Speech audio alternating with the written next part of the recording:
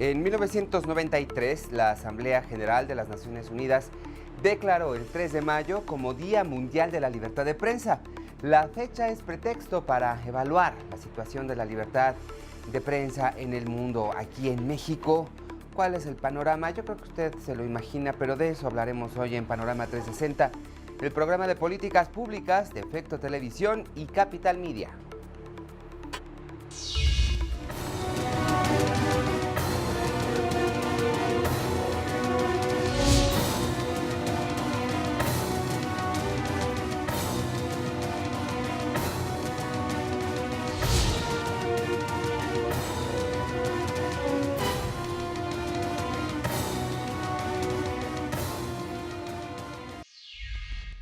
La labor periodística no ha quedado exenta del clima de violencia en algunas partes del país. Las cifras reflejan constantemente un aumento en el número de casos y algunas veces los implicados simplemente no tienen que ver únicamente con el crimen organizado.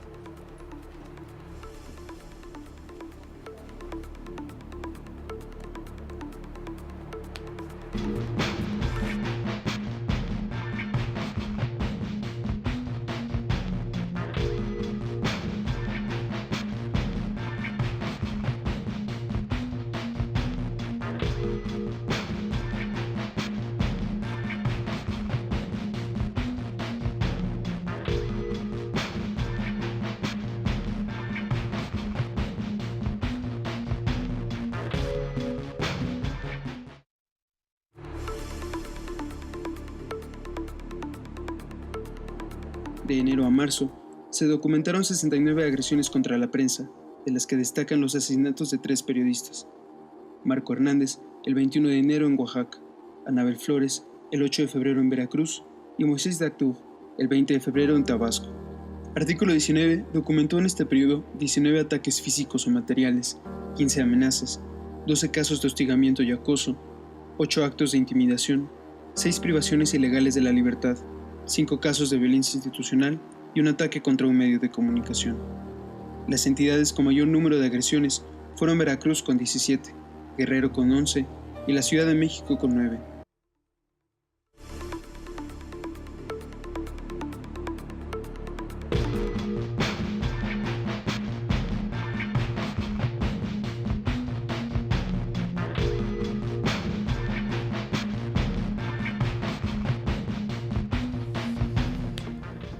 Y bueno, este mundo tiene muchas aristas, esta problemática desde luego tiene muchas historias implicadas, pero también hay muchos motivos y muchos elementos en torno a ellas, y justamente para hablar de esto en Panorama, pues hemos invitado sobre las agresiones contra los periodistas. Hoy está con nosotros Gabriel Soto, él es oficial de Programa de Protección a Periodistas de Artículo 19. Gabriel, gracias por venir.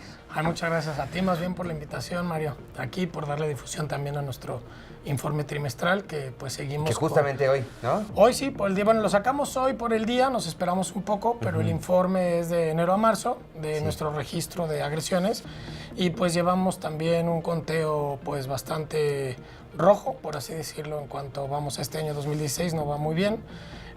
Lamentablemente han asesinado a un periodista por mes. No sé si recuerdas que el programa pasado estuvimos hablando también de Francisco Pacheco, que también fue asesinado, que fue el cuarto, también en el mes de abril. Y pues así han estado y tenemos 69 agresiones. Y fíjate, contrasta algo en este informe trimestral, un punto es que no hay ninguna agresión de crimen organizado registrada. O sea, no. O sea, de todas las agresiones que pudimos registrar, pues bueno, nosotros muchas veces no sabemos quién, ¿no? Como he comentado en otros programas, nosotros no somos una autoridad ¿Pero por ministerial. el modus operandi y así? No, porque nosotros tenemos generalmente cuando nos enteramos de una agresión, una metodología de tomar contacto, es una metodología bastante periodística, pero con 3 fuentes. Saber de dónde vino, intentar contacto con la víctima directa, si es que podemos, familiares, conocidos, personas del medio. Y entonces así vamos conociendo si tiene que ver o no por alguna cosa, o al menos saber si el periodista era crítico, cuestiones así, para poder sacar algunas agresiones y otras no. Y entonces, bueno, en nuestra metodología muchas veces las personas nos señalan, pues fue un funcionario, creo que viene por acá. Entonces, Tampoco es algo que puedas decir lo más estricto, pero por todo lo que nos dicen, pues eso pareciera. Ahora, no puedo decir que sea lo más estricto porque nosotros no tenemos la facultad de investigación. Claro. Aunque nosotros sepamos y tengamos la información, pues eso no significa que haya una determinación judicial. Pero de los casos, sí me gustaría decir que de los 69 casos que ahorita estaban en pantalla, 33 de los casos podemos registrar que vienen directamente de funcionarios. Ok. Y vienen 12 vienen por fuerzas federales, Ok. ya sea por ejército Ejército, o Policía por Federal. Policía Federal. Entonces, bueno, un poco lo que está pasando ahorita, al menos conmemorando este día, lo que vemos es que la mayor parte de bloqueos, o al menos de agresiones contra periodistas cuando están en el ejercicio de su labor, este año han venido por autoridades y contrasta mucho con informaciones que han estado sacando ahorita, pues de cuestiones federales, de actuaciones sobre investigaciones. Entonces, bueno, pues por ahora ese es el tinte de lo que nos ha dado estos tres meses, con los primeros 3 meses con 3 asesinados, tenemos 19 amenazas. Pues ha estado también un año bastante fuerte, difícil. pero creo que ha habido otras notas que no se hacen que esto se visibilice pues como otros años, ¿no? Sí. Ha habido yo creo que notas mucho más fuertes ahorita en los medios, que se ha volcado la atención ciudadana a eso, la exigencia, este descontento social que se vive en México, ¿no? Pues con debida razón. Sí.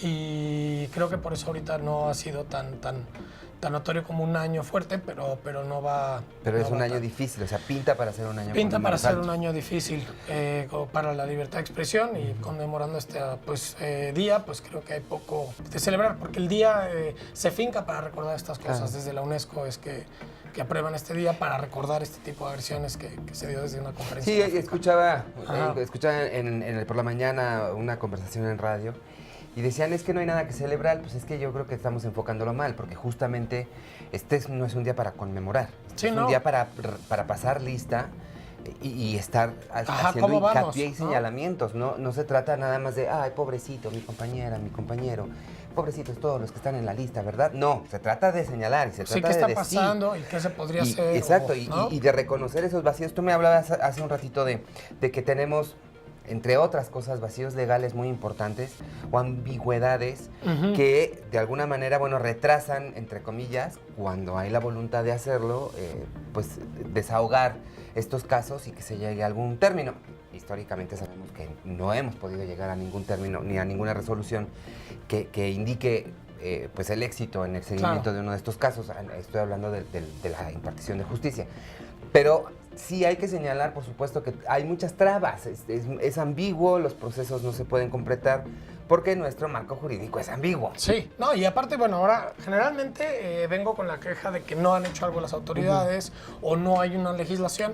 Yo hoy vengo con otro punto que quería aprovechar porque así pues ya para exponer un poco hoy, gracias también por este espacio, pero yo quería hablar de un tipo penal. Más allá del caso, es un tipo penal. En meses anteriores se había logrado en la lucha por la libertad de expresión en el país que la Suprema Corte de Justicia declarara la inconstitucionalidad de 2 tipos penales: ultrajes a la autoridad y ataques a la paz pública. Estos tipos penales la Suprema Corte de Justicia los declara inconstitucionales porque son ambiguos, desproporcionados, no es claro cuándo se comete el delito. Y yo ya desde algunos años venía alertando de un tipo penal que estaba en el artículo 342 del Código Penal del Distrito Federal, que tiene que ver con editar textos y cuestiones así, que está vigente en el tipo penal del Distrito Federal. Bueno, yo desconocía que este tipo penal estaba en otros códigos penales de locales, ¿no? Y el domingo nos enteramos que ejercieron acción penal en Chihuahua en contra de un periodista por este tipo penal que está idénticamente redactado que el del Distrito Federal. Pero lo quiero leer porque, bueno, yo personalmente, alguna vez hubo una cuestión muy sonada de la ley antimemes, ¿no? Si recuerdas que esto en medios estuvo muy duro. Sí, sí. Yo creo que este tipo penal es mucho más fuerte y en verdad yo le llamo el tipo antimeme, ¿no? Bueno, a nivel, pero pues creo que no se le ha dado la difusión y Sí, cuanto ¿no? a nivel social no tiene la difusión. Quería ver si lo podía leer, Claro, ¿no? a ver. Lo quiero leer porque creo que es importante. Muy bien. Es el artículo 333 del Código Penal de Sinaloa, y lo que dice es de Chihuahua, perdón, de Chihuahua. Chihuahua, ok. Se impondrán de 1 a 3 años de prisión y 19 a 1000 días de multa al que, para obtener un beneficio o causar un daño, o sea, o me beneficio o causa un daño, indebidamente produzca o edite, no sabemos qué es indebido, por cualquier medio técnico, imágenes, textos o voces, total o parcialmente falsos o verdaderos. A ver, otra vez. Otra vez.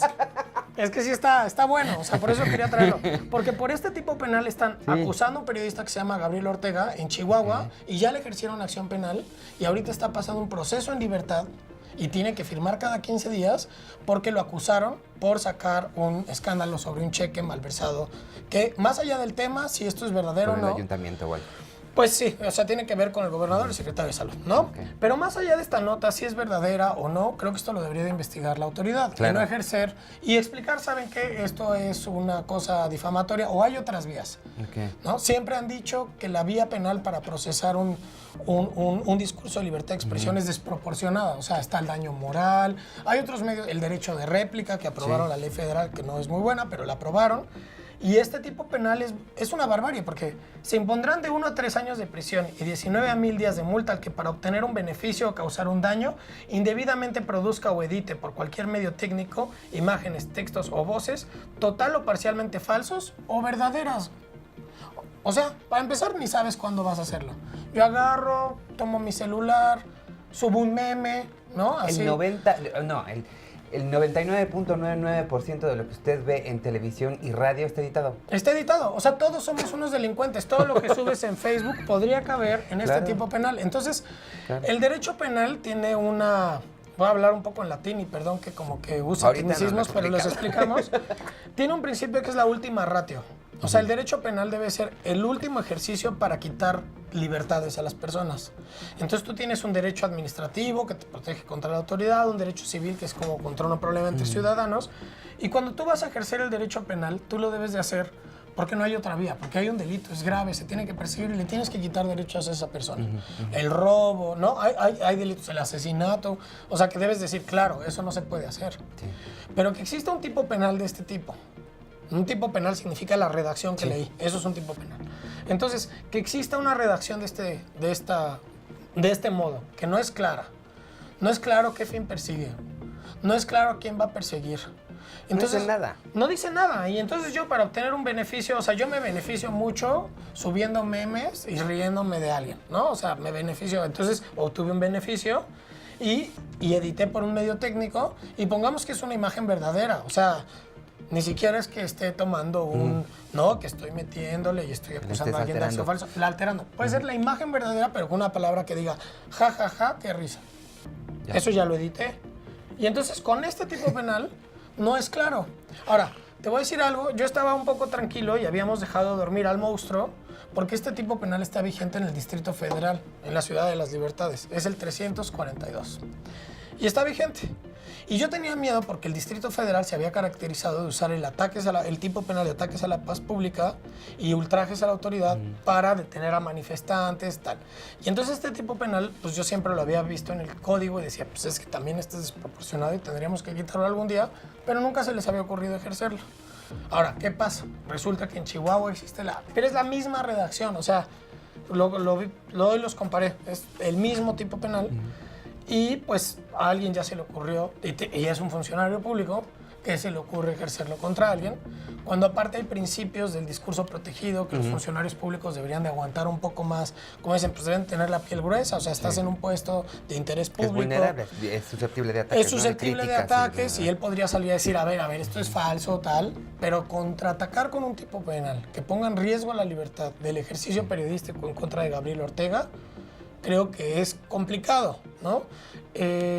Por ahora nos falta documentar más el caso, saber qué tipo de nota, o sea, no puedo traer ahorita tanta información, pero lo que sí sé es que simplemente la utilización, o lo que puedo afirmar categóricamente de un tipo penal desproporcionado, sin ser claro y tal, pues es un daño estructural de la propia ley para permitir el ejercicio periodístico de los ciudadanos. Entonces, a lo que quería un poco como exponer hoy es que no solo se da a veces por ataques directos o los ataques a la libertad de expresión, ¿no? Luego, pues existen otro tipo de mecanismos, la paga, existen muchos mecanismos para vulnerar la libertad de expresión, pero también existe el mecanismo de los tipos penales que atacan directamente cualquier ejercicio. Y con la ley en la mano. Y con la ley en la mano, y entonces pues esto pues puedes decir, a ver, pues qué tipo de agresión es, si es legal, yo te puedo llevar al Ministerio Público, aquí está el artículo penal que me protege, Y lo que está mal es que lo haya, pues el Ministerio Público haya aceptado perseguir esto y el Poder Judicial haya aceptado cuando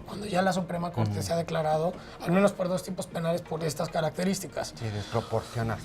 Son desproporcionados. No ha habido la oportunidad, pero bueno, pues este caso podría ser para que reflexione el Poder Judicial y empiece a declarar que este tipo penal Vamos a regresar con él, Gabriel, si te parece, y desde luego con otro tipo de ángulos que es importante que tengamos todos claros. Insisto, no se trata de tirarnos a la lágrima, aunque de verdad la situación pues pareciera que deberíamos estar en esa condición, sino señalar y resaltar aquellos puntos que deben ser trabajados y que todos debemos conocer para tener un mismo criterio y no dejarnos de estar ya de habladas y de que sí, que no. Pues sí, también de lo que se trata es que todos hagamos bien nuestro trabajo, incluyendo las autoridades, por supuesto también los comunicadores. Vamos a volver después de una pausa. No se vayan, vamos a seguir, como les decía, hablando de agresiones contra los periodistas hoy, que es un día tan importante para todos nosotros. Espero sus comentarios en @MarioALeón y también en Facebook. Allí me encuentra como Mario Alberto León y en www.capitalmedia.mx. Un panorama en breve antes de la pausa y regresamos. Panorama en breve.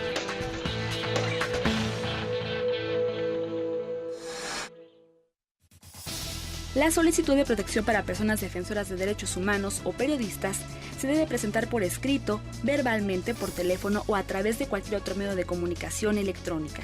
Deberá presentarse directamente a la Unidad de Recepción de Casos y Reacción Rápida del Mecanismo para la Protección de Personas Defensoras de Derechos Humanos y Periodistas. Cuando no medie solicitud, si una entidad conoce una situación de riesgo en la que se encuentra una persona defensora de derechos humanos o un periodista, deberá hacer de su conocimiento a la Unidad de Recepción de Casos y Reacción Rápida.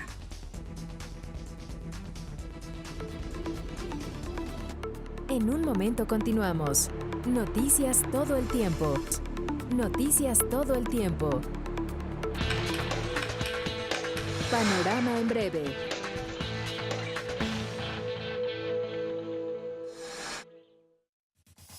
El Mecanismo para la Protección de Personas Defensoras de Derechos Humanos y Periodistas es operado por la Secretaría de Gobernación.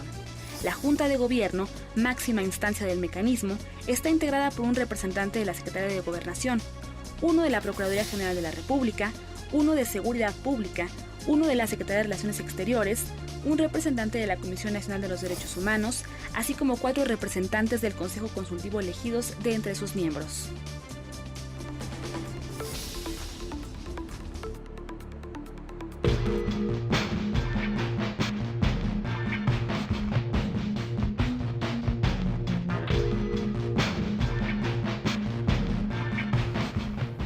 Seguimos en Panorama 360, estamos hablando con Gabriel Soto, oficial de Programa de Protección a Periodistas de Artículo 19, sobre pues esta fecha, este día que debemos pasar lista, sí, a las cosas que nos agravian como gremio, como individuos, porque finalmente formamos parte de una sociedad a la que también le damos un servicio, porque informar es eso. Ajá.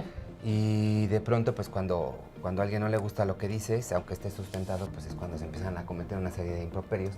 Pero peor aún, que la legislación lo permita. Nos hablabas de este artículo, el 304. Es 342 en el Código Penal del Distrito Federal y 333 en el de Chihuahua. En el de Chihuahua, que es Ajá. donde estamos ya con este caso Ahí. que no son los únicos, ¿eh? se había que quedado como atacan. dormido, ¿no? Este argumento. Sí, porque estaban los delitos contra el honor, que son los que se han peleado. O sea, hay recomendaciones del sistema interamericano que dicen ya no haya delitos para criminalizar la libertad de expresión. Estos tipos penales eran la calumnia y difamación y calumnia, que son los del capítulo del derecho contra el honor.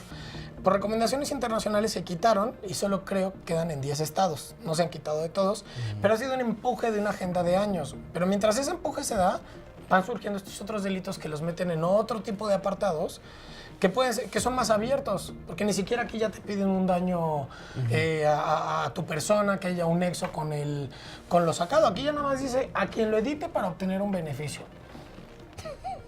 ¿No? O sea, perdón que ponga esa cara, pero así los dos nos quedamos viendo así como, pues órale, ¿no? Así nos estamos beneficiando. Entonces, pero bueno, como creo que pues esto está plagado en nuestro Código Penal, yo creo que hay que hacer una revisión. Desde artículo la hacemos cada año en el informe anual, pero nos vamos más por los capítulos contra el honor. Metimos el pedazo del 342. Yo desconocía que estaba en Chihuahua, sinceramente me enteré apenas con este caso. Cuando lo vi dije, a ver qué tipo penal fue, y dije, es el mismo.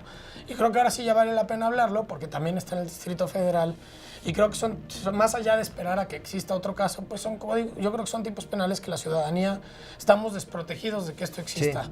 Porque imagínate que yo saco un meme mañana, sí, ¿no? Los llamados memes, yo los subo a la red social burlándome de lo que sea, que hay miles, y de repente me cae que tengo que estar filmando. Sí, porque esto no está, ¿no? En ninguna parte, ¿no? Se señala que sea solo para aplicar a periodistas de profesión o por hobby. Esto es cualquier cosa, cualquiera, ¿no? Y bueno, y hoy, bueno, tal vez no sea el tema, pero pues, centrándonos de nuevo al día de hoy, también yo tengo una duda, porque creo que luego nos arrancamos mucho, que estamos metidos aquí en el tema, pero valdría la pena reflexionar, ¿por qué un día como hoy es tan importante?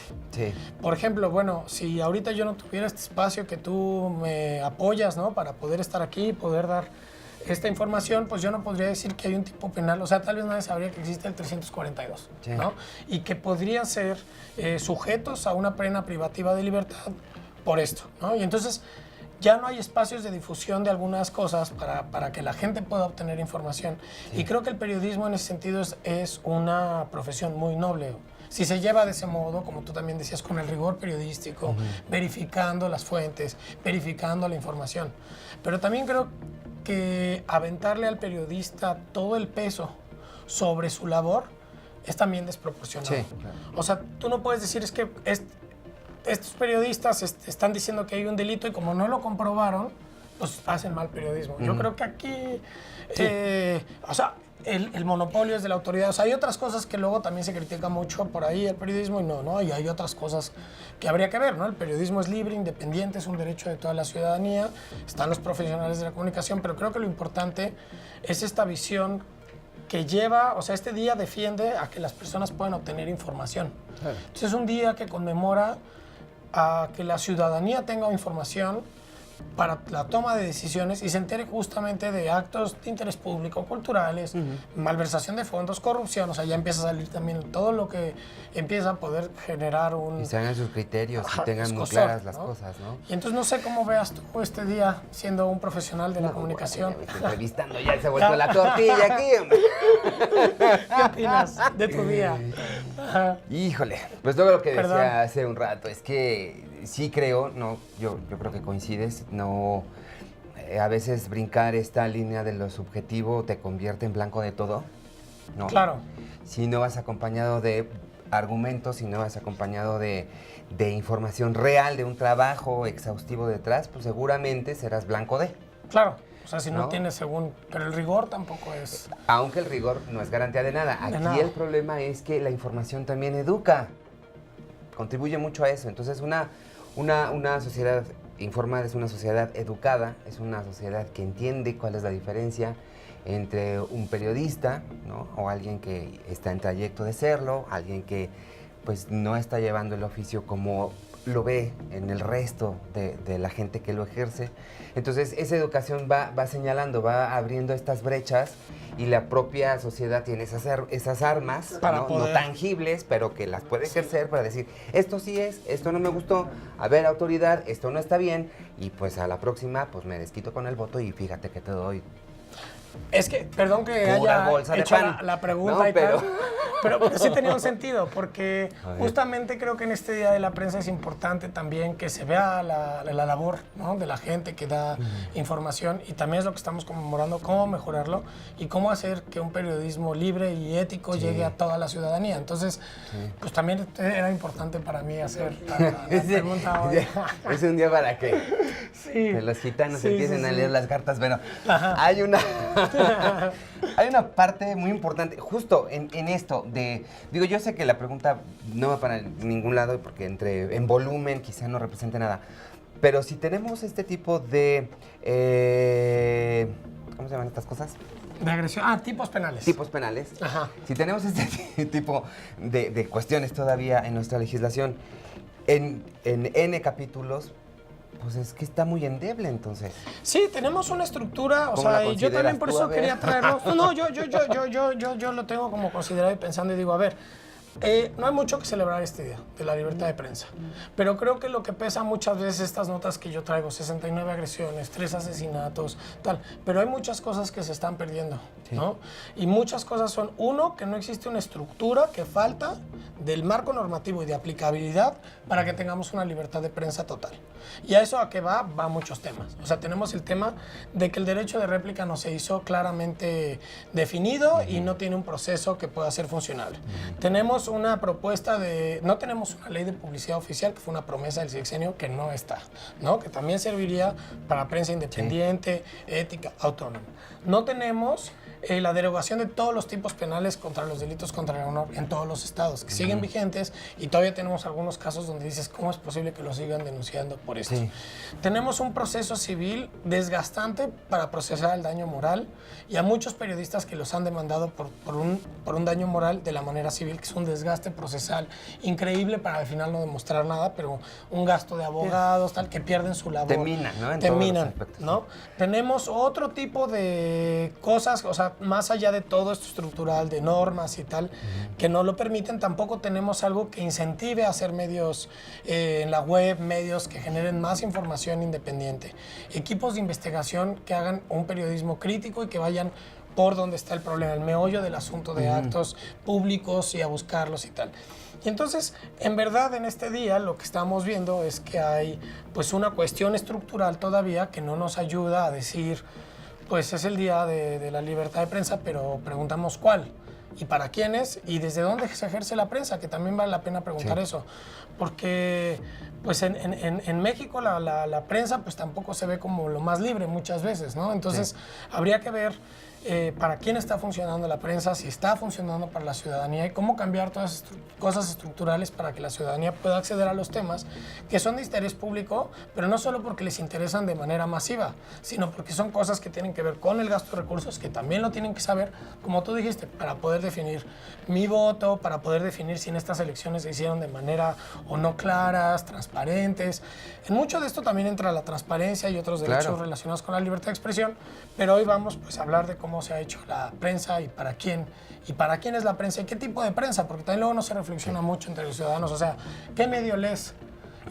¿No? Luego no se piensa... ¿Qué medio lees? Mandé. Sí, ¿Medio lees o medio no? Ajá, ¿no? Igual y no los ven, entonces creo que es todo un tema de decir, a ver, pues los medios tienen diferentes coberturas, diferentes visiones de los problemas, y eso es lo que te habla también de una libertad de prensa, y creo que este día... De la diversidad de ópticas. De la diversidad, y yo creo que todas deben de caber, no estoy diciendo esto está mal, esto está bien, lo que digo es, en este día lo que deberíamos de buscar como ciudadanía es un periodismo plural, incluyente, al servicio de la ciudadanía, que ayude a una toma de decisiones y que esté libre de agresiones directas, como las que generalmente venimos a denunciar, pero también estructurales, porque también las hay. Porque eso cuarta todo lo demás. Porque ¿no? cuarta todo lo demás. Si eso no está bien definido, pues dejas un caldo de cultivo a que la última, o sea, que los periodistas no puedan ejercer de una manera autónoma esto, ¿no? Y eso es como los puntos que hay que poner en este día. Así es, Gabriel Soto, muchas gracias. No, a ti siempre por la invitación. De verdad, muchas gracias. Ajá. Pero usted no se vaya, quédese con nosotros otro ratito. Él es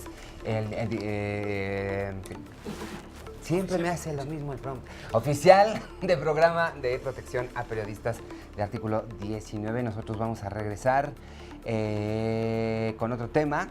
Vamos a estar revisando el panorama sobre los diferentes temas. Ahorita el platico.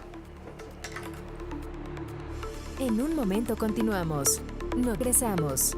Noticias todo el tiempo. Fue en la década de los 70 cuando un profesor noruego de nombre Dan Olbus puso bajo la lupa conductas que ocurrían en las escuelas y que incluso eran toleradas. Fue de las primeras veces que se habló, por ejemplo, del término bullying. Para 1993, Noruega puso en marcha una de las primeras campañas para prevenir este tipo de situaciones.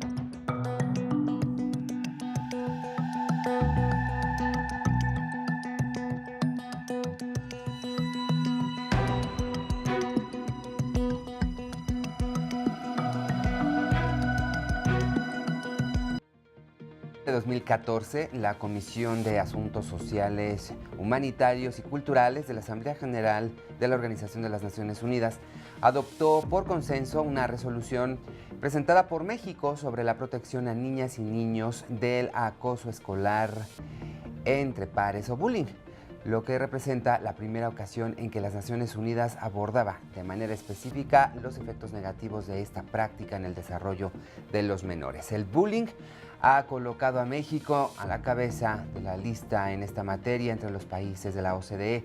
Actualmente 7 de cada 10 niños sufren bullying. La edad de inicio es a los 5 años. Y bueno, justamente para revisar el panorama del bullying, hoy está con nosotros Trixia Valle. Ella es directora general de Fundación En Movimiento. Gracias, Trixia, por estar acá. Gracias, María Alberto, muy contenta. Qué terrible. Y bueno, las imágenes, ¿no? Yo recuerdo cuando empezábamos a escuchar esto más frecuentemente, porque no sé si coincidas conmigo que hubo, no sé, hace unos 3 años, 4 años, de pronto ya era diario, Sí. diario conocíamos casos y se empezó a hacer como mucho más palpable entre la sociedad que de verdad teníamos un problema y grave.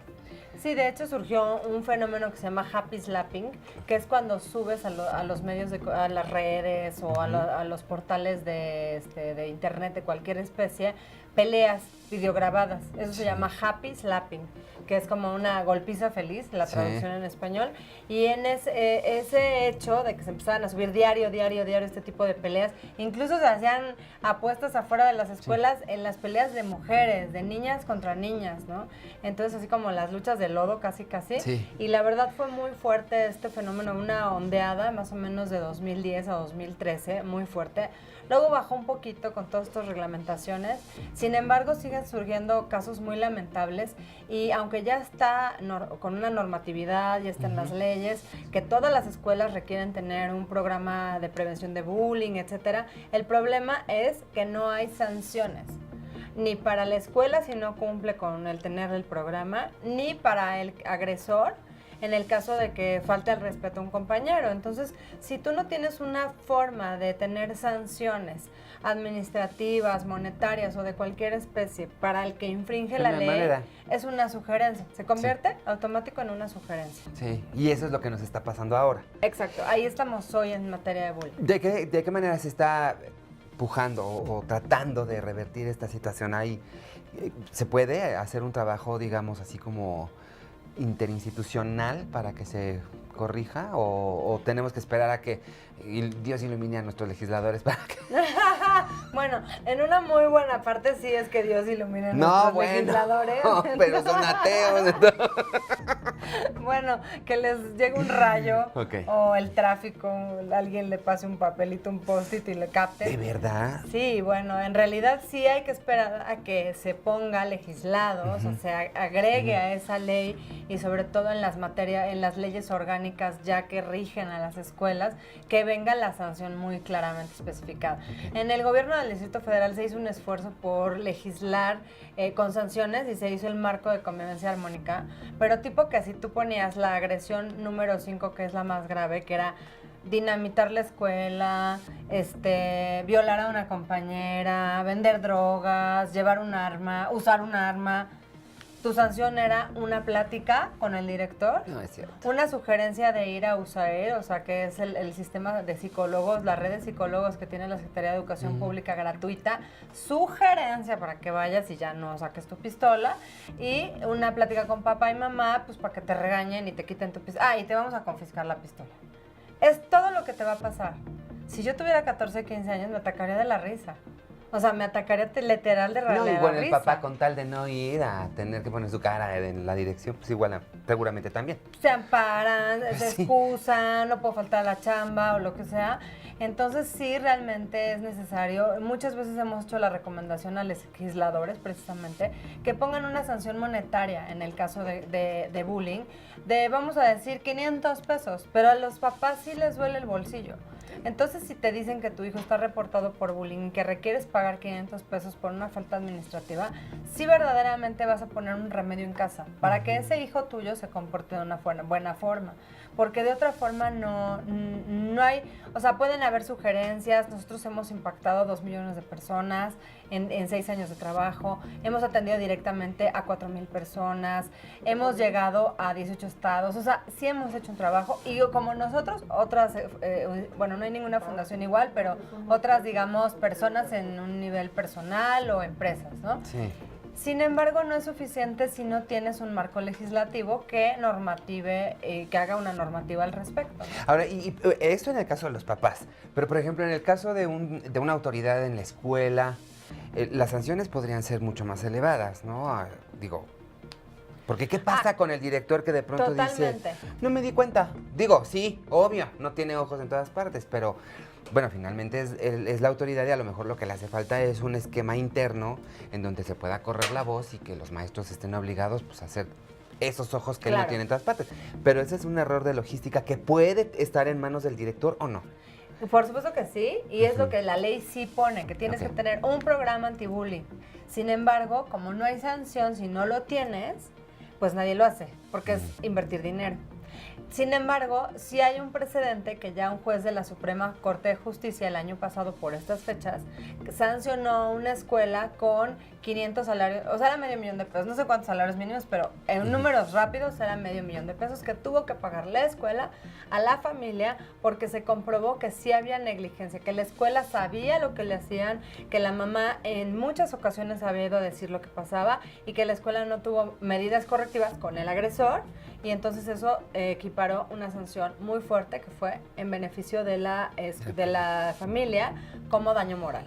Entonces sí las escuelas requieren cuidarse porque ya los padres de familia pueden darle la vuelta y sacar buenas cantidades de dinero si no tienes este programa. Nosotros en la fundación tenemos un programa sin fines de lucro, simplemente con una cuota de recuperación, que va desde 4,500 pesos, o sea, por ir llevarte el programa, certificarte tu escuela en preescolar y ya en una escuela de 2,000 alumnos te cobramos un donativo de 25,000 pesos que es los materiales que se entregan, porque se entrega a los papás, a los alumnos y a los maestros, material de primera calidad. Y todo es también en preescolar, tenemos un material para preescolar y todo esto se acompaña de una bitácora que es como un Facebook en donde la escuela registra si hubo o no eventos de bullying. Eso es vigilado por Fundación en Movimiento, que somos una ONG, somos una organización suiza, o sea, no vamos ni con uno ni con otro, o sea, somos neutrales. Y entonces al ser así, pues eso inspira la confianza de las autoridades y de los padres de familia. Porque en el caso de un caso de bullying, que ojalá no surgiera, un papá demanda y la escuela tiene una bitácora con el registro de todas las medidas que se tomaron en ese caso, y automáticamente la familia no recibe un solo peso y la escuela se protege. Claro. Entonces realmente creemos que sí es una alternativa para acatar la ley por un lado, que aunque no te sancione, ojalá y la cumplas, de tener un programa Claro. anti-bullying. Es la idea. Que la verdad es súper barato, o sea, lo pueden consultar incluso en nuestra página que es www.fundacionenmovimiento.org.mx o nos pueden llamar también, ahorita sí que les damos los teléfonos. Y con ese sencillo paso, esa sencilla inversión ahorita en el verano, capacitar maestros y a partir de agosto poner a los niños, porque se va en taller por salón de clases, ¿no? Ok. Todos los niños firman un compromiso con su puño y letra, así sean de preescolar, ponen su huella. Y eso de veras, Mario Alberto, no sabes cómo mejora los ambientes escolares. Es que es justamente uno de los temas, porque, bueno, hablábamos de que son legislaciones sin dientes, que más bien se convierten en una invitación a que te rías de ellas, porque no va a pasar nada. Pero la educación, desde muy temprana edad, volver a tomar este principio de acercarle la información a los niños y explicarles de cabo a rabo, de la A a la Z, sin estar escondiendo la mano, sin estar utilizando palabras raras ni conceptos que más bien subestimamos la capacidad de un niño cuando empezamos a disfrazarles las cosas, ¿no? Y decirles las cosas como son. Y los niños de hoy están muchísimo más despiertos y ávidos de ese conocimiento y lo aplican. Totalmente. Pero las políticas públicas, además, están relegando esta parte de compartir esa información desde muy temprana edad. No se están preocupando por las generaciones que vienen. Exacto. No, están dejando el problema que reviente ahorita, que lo solucionen como puedan. Y a ver, después pues, ¿qué les viene? ¿Te parece si me das 2 minutitos, Trixia? Claro. Vamos a hacer una pausa y regresamos. Estamos con Trixia Valle y seguiremos hablando justamente del bullying en México. Espero sus comentarios en @MarioALeón y también en Facebook. Allí me encuentra como Mario Alberto León o bien en nuestra página www.capitalmedia.mx.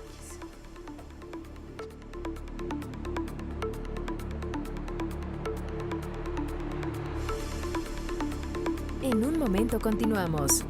Regresamos. Noticias todo el tiempo. Panorama en breve. México se sitúa en primer lugar en bullying en educación básica, entre los 34 países que conforman la Organización para la Cooperación y el Desarrollo Económicos. 44.47% de los estudiantes declaró haber pasado por algún episodio de violencia verbal, psicológica, física o en redes sociales. Según datos de la UNAM y el Instituto Politécnico Nacional, de los más de 26 millones de alumnos de nivel básico, entre 60 y 70% han sufrido violencia. Pues esos son algunos números, pero hay muchas otras cosas, muchas historias que de pronto de verdad estremecen. Estábamos platicando aquí con Trixia Valle sobre un caso que fue la semana pasada. El niño muere después de que unas compañeritas de la escuela en Michoacán, en una localidad de Michoacán, lo golpean hasta pues medio matarlo. El director lo rescata, porque esto fue casi a las afueras del colegio. Lo rescata, lo lleva a un consultorio cercano. El médico le dice, ¿sabes qué? Está muy lastimado el niño, yo aquí no tengo nada para ayudarlo. Lo trasladan hasta una población con más recursos, pero el niño llegando al hospital muere. Y en el reporte las autoridades decían, tendremos que valorar si el niño no estaba implicado en algún tipo de agresión hacia sus compañeras y si acaso el director tuviera algún tipo de problema en la logística que había implementado. Yo digo, pero si el niño está muerto, claro que había un problema. Claro. O sea, yo no creo que tuvieran que especular mucho en el tema, pues el niño ya no está. Es porque algo falló. Lo que sucede es que en las escuelas públicas la mayoría de los incidentes físicos, sobre todo y sexuales, se dan afuera de la escuela. Sí. O sea, se esperan los agarran en la esquina, a unas cuadras, cuando van caminando. Todos los incidentes fuertes que yo he sabido de escuela pública son afuera. La verdad es que allá afuera, o sea, a menos que tuvieras apoyo de la policía, de los vecinos, alarmas vecinales, etcétera, etcétera, tú no puedes tener control sobre esto. O sea, digo, ahora sí que es lamentable, gravísimo y tal. Aquí más bien es el mal empoderamiento de la mujer, lo que a mí me duele en la historia, bueno, aparte de la muerte de este niño, que es una cosa trágica, ¿no? Horrible. El hecho de que las niñas, o sea, imagínate con qué saña le pegaron y con qué derecho se sentían de pegarle para medio matarlo a golpes, ¿no? O sea, es como, te lo mereces, o sea, es como un tema que sí vemos, porque en secundaria el 60% de las agresiones son de mujeres agresoras. ¿Cómo crees? Sí. Y cada vez la mujer participa más activamente en la violencia física, verbal, sexual y de todo tipo. Sexual porque llegan con un compañero, le bajan los pants, lo agarran a besos, pero si tú no quieres, igual que si eres hombre o mujer, que te agarran así 5 a besos, la verdad es muy humillante. Claro. Y entonces dicen, ay, qué padre que me hagan bullying, ¿no? Luego hay veces que hombres me dicen, ay, qué padre que me hagan bullying. No, porque es una agresión muy física, muy humillante. Sí. Porque viene la parte sexual, la parte de tu vulnerabilidad y tu elección. Entonces las niñas, o sea, a mí lo que me alarma todavía más, o sea, aparte de la muerte, aparte de el descontrol fuera de las escuelas, que eso sí no es responsabilidad de la escuela, es la agresividad y la hazaña que tienen algunas mujeres contra los hombres. Sí. Y lo vemos desde mujeres de 50 años hasta niñas, que las ves así de, pues tú eres hombre, eres nada, eres una basura. Oye, ¿por qué? Tan valioso uno como el otro. Y como que este empoderamiento mal encausado de la mujer está llevando a las niñas a tomar estas actitudes de verdaderas vándalas, ¿no? O sea, de verdaderas, ahora sí que como perras peleando, ¿no? Sí, o sea, es horrible. Como leonas, ¿no? Sí. Entonces eso pues no es correcto tampoco. Y en el corte estábamos platicando y yo le decía que a mi modo de ver es como que estamos perdiendo un sentido importantísimo que siempre debimos tener, que es que estamos perdiendo como calidad humana, ¿no? Se nos está quedando quién sabe dónde, ya tú ves tirado a alguien en la calle y pues la piensas 30 veces, no vaya a ser que esté fingiendo o que atrás del árbol lo estén esperando y si yo me haga... No, todos esos temores, pero son parte de del reflejo de la misma dinámica social que tenemos ahora. Pero ya tiene tiempo que lo hemos estado perdiendo, ¿no? Esta deshumanización, y más bien, te decía hace rato, pareciera que estás viviendo en la jungla nada más que en una casa con puerta y con focos. Claro. Porque si sales, no sabes si vuelves, está gravísima. O sea, y es que en la esquina te está esperando el lobo feroz, Y te o agarra. el bandido, o alguien que te quiera agredir, o vamos a decir que no te pasa nada de eso.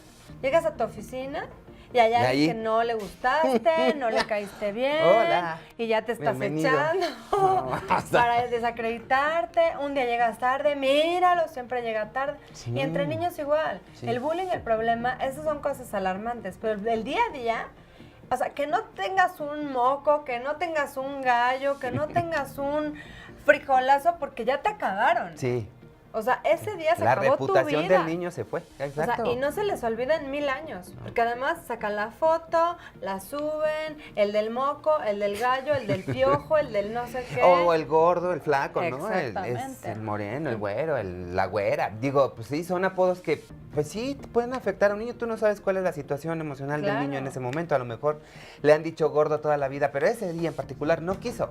Claro, no, y aparte sabes que no hay cosa más bonita que escuchar tu nombre de la boca de otra persona, porque es honrar quien tú eres. Y por eso honrar quien tú eres, el decirte Mario Alberto, o sea, al que me digan Trixia, o sea, la verdad es muy bonito. Sí, aunque es un apodo cariñoso, es como minimizar tu energía, tu ser. Entonces por eso es tan importante usar el nombre con respeto, honrando a la persona. Y todo esto, lo que sí hemos visto, es que se erradica con conciencia. Sí. Cuando tú llevas conciencia, y lo dice Deepak Chopra, no lo dice Trixia Valle, lo dice Deepak Chopra, lo dice Mahatma Gandhi, lo dice quien quieras. Cuando hay una conciencia, la verdad las cosas cambian. Es decir, hace 5 años, para irnos muy lejos, tú fumabas aquí, ¿no? Sí. Ahorita tienes la conciencia de cómo crees, o sea, te tienes que salir porque hay más gente y afectas. Y hay reglas del juego que Y hay reglas compartimos todos, también. ¿no? Entonces es lo mismo con el bullying. Poco a poco, si todos vamos elevando nuestra conciencia de que no es correcto ni de adultos ni de niños sobajar, humillar, violentar, ridiculizar, apodar a las personas, Sí. entonces las cosas van a ser diferentes. Y lo peor del caso, Trixia, que a mí me preocupa mucho es justamente estas niñitas, ¿no? De secundaria que nos señalas esta incidencia, más del 60% de los casos en niñas de secundaria, pues ellas van a ser las mamás de dentro de poquito. Y de hecho ya las procuradoras de DIF te dicen, muchos casos de niños violentados, cuando le dices, ¿con quién quieres, mamá o papá? Prefiero con papá. Con papá. Porque la que me pega horrible, la que me humilla horrible es mi mamá. Y a eso súmale el alcoholismo de las chavitas. No, bueno. Alcohólica, golpeadora, mal hablada. Bueno, ¿qué onda? Y súmale leyes sin dientes, esquemas de acompañamiento que podría ser educación cívica en las escuelas, insisto, ya parezco viejito, pero no me importa. Yo sigo pensando que la educación cívica tiene que Pues ya ser somos dos viejitos. muy clara y acompañándonos, porque finalmente es acompañamiento, ¿no? Y después esta parte de sentirnos seres humanos y de la responsabilidad que tenemos con el otro, híjole, se nos está olvidando. Y eso también nos está poniendo a prueba, y todos los problemas que tenemos hoy como sociedad, de verdad, hay que pensarlo, porque también por ahí viene. Es una forma muy loca de evolucionar, pero Sí, lo es. Pero lo es. Pero ahí vamos. Trixia Valle, gracias por estar Gracias con nosotros. a ti, María Alberto. Ella es directora general de Fundación en Movimiento, y gracias también a usted por habernos acompañado en este panorama 360. Pero no se vaya, sigue en sintonía de Vector Televisión.